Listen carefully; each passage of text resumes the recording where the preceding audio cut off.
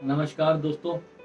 ईड़ा, पिंगला और सुषुम्ना, ये तीन हमारी मुख्य नाड़ियाँ होती हैं जो कि हमारी रीढ़ की हड्डी, जो हमारे सबसे निचला पॉइंट होता है, जहाँ पे हमारा मूलाधार चक्र होता है, यहाँ से शुरू होती हैं। और मैं साइड पर इसकी एक चित्र भी लगा रहा हूँ, आप देखिए। लेफ्ट में सुषुम्ना ईड़ा और राइट में पिंगला और बीच में सुषुम्ना नाड़ी होती है।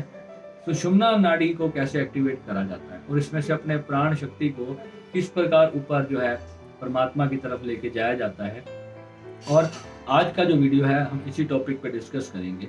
इस नाड़ी को एक्टिवेट कैसे किया जाता है। इस नाड़ी को जब हम एक्टिवेट करेंगे तो हमारे को बहुत अच्छी और बहुत ही प्यारी शक्ति मिलेगी, बहुत प्यारी डिवाइन ऊर्जा हमें मिलेगी, बहुत तेज हमारे चेहरे पे आएगा, बहुत प्रसन्नता हमारे जीवन में आएगी।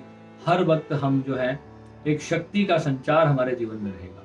तो कोई भी चीज़ हम अपने जब लॉ ऑफ अट्रैक्शन में हम यूज़ करते हैं तो उसके लिए हमें भारी मात्रा में ऊर्जा की आवश्यकता पड़ती है, और इस नाड़ी की एक्टिवेशन के बाद हमें वो ऊर्जा प्राप्त होती है। सबसे पहली बात दोस्तों मैं यही कहूँगा कि इस नाड़ी के विज्ञान को आप बिना गुरु के ना करें। आपके कोई ना कोई गुरु अवश्य होने चाहिए, क्योंकि ये एक बहुत ही खतरनाक साधनाएं होती हैं। मैंने पहले भी काफ़ी सारे वीडियोज़ में सबको सचेत किया है इस बारे में, और बहुत सारे लोग जो हैं इन नाड़ियों के डिसबैलेंस से परेशान भी हैं। तो हम आप जो बात कर रहे हैं कि ऐसी कोई साधना जो है गुरु के प्रेजेंस में ही करनी चाहिए, गुरु से सीख करके करनी चाहिए, और ये बहुत गहरी विद्या है। और काफ़ी सारे लोगों ने प्रश्न किया इस बारे में, तो मेरे को लगा कि चलो एक वीडियो इसके ऊपर मैं बना देता हूँ। और सुषुम्ना नाड़ी जो होती है ये हमारी सेंटर में होती है, और इसको हम प्राणायाम से भी बैलेंस कर सकते हैं। बहुत सारी विधियाँ हैं, यूट्यूब पे भरी पड़ी हैं, आप कुछ भी सर्च कर लेना।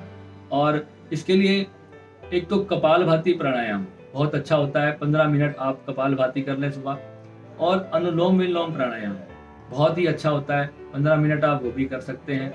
30 मिनट का ये प्राणायाम हो गया।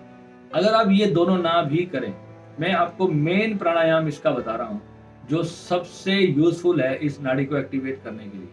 आप सीधा इस प्रकार बैठें, और आप जब श्वास लेते हैं तो आपको ये भाव करना है कि मेरी जो श्वास है वो मेरे नासिका के दोनों छिद्रों से भीतर जा रही है।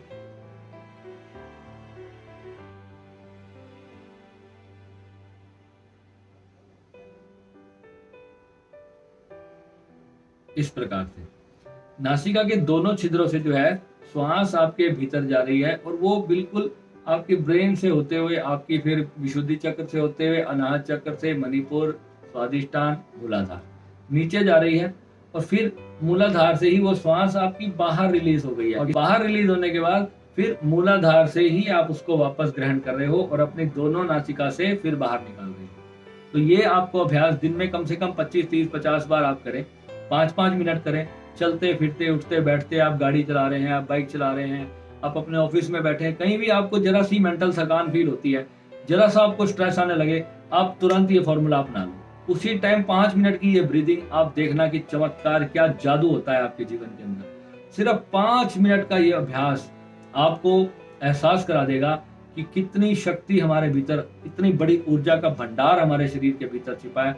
और इसका जब अभ्यास करते करते आपको 2-3 वर्ष हो जाएंगे दोस्तों, आप इतने प्यारे आनंद में रहना शुरू करेंगे। दुनिया कहीं धक्के खा रही होगी, दुनिया के साथ क्या हो रहा होगा आपको कोई मतलब नहीं होगा। आप भोले बाबा मस्त, आप अपने अंदर ही मस्त रहोगे। भोलेनाथ के साथ जब आप एक होना शुरू हो जाओगे तो फिर आपको जीवन में कभी कुछ भी हो रहा है आपको कोई परवाह नहीं होगी। आप इतने डीप आनंद के अंदर आपका ये जीवन बीतेगा। आपकी जो चेतना है वो प्रभु से कनेक्ट होना शुरू हो जाएगी, और ये जो नाड़ी है ये फिर धीरे धीरे सारे चक्रों को आप धीरे धीरे एक्टिव करोगे। और जो हमारी साधनाएं हैं, मैं फिर बताता हूँ, हम एक कंप्लीट प्रोसेस करवाते हैं। यानी कि अब नाड़ी, सिर्फ अकेली नाड़ी को ही एक्टिवेट नहीं करना होता, हमें अपने चक्रों को प्रॉपरली बैलेंस करना होता है, अपने चक्रों को पूरी तरह से ओपन भी करना होता है, और हमें कुंडलिनी जागरण की फिर पूरी विधियां करनी होती है। उसके साथ साथ हम अपने पूरे ऑरा को बैलेंस करते हैं। उसके बाद हम अपने पूरे अचेतन मन को क्लियर करते हैं।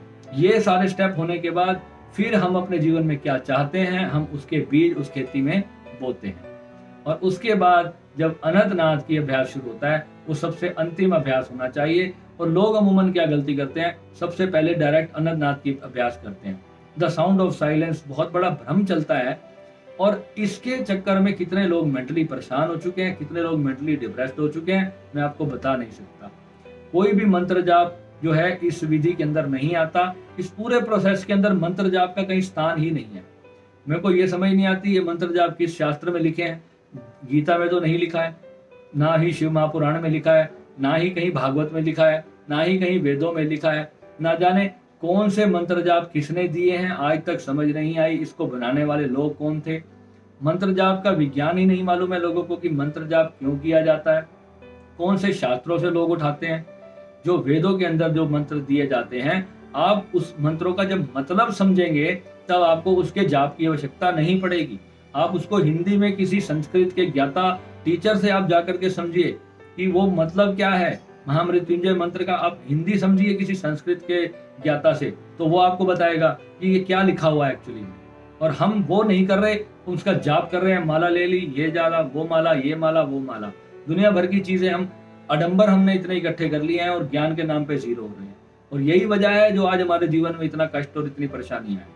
तो इस पूरे ज्ञान को दोस्तों बारीकी से समझते हुए अपने जीवन का यापन करना है और सुषुम्ना नाड़ी को किस प्रकार जागृत करना है आज मैंने आपको सिखा दिया। अब इसका अभ्यास को आप आज से करना स्टार्ट कर दो। जो नए साधक है वो भी कर सकते हैं। कहीं कुछ समस्या आती है तो आप व्हाट्सअप कर लेना, उसके लिए आप अपॉइंटमेंट ले सकते हैं। बिना अपॉइंटमेंट के आप मुझे कॉल्स मत करिए, मैं ऐसे कॉल्स नहीं उठाता। जब मेरे पास समय होता है तो मैं किसी की कॉल्स ले लेता हूँ। इसका मतलब ये नहीं है कि मैं 24 आवर्स फ्री हूँ। मैं दिन में 4-5 सेशन कर सकता हूँ, उतने ही मैं कर पाऊंगा। और आपको आप मिलना है तो आप पानीपत आकर के मुझसे कभी भी मिल सकते हैं। मेरे ऑफिस में आके, मेरी शॉप पे आके मिल सकते हैं, मेरे घर पे आ सकते हैं, कोई इशू नहीं। ठीक है दोस्तों, नमस्कार।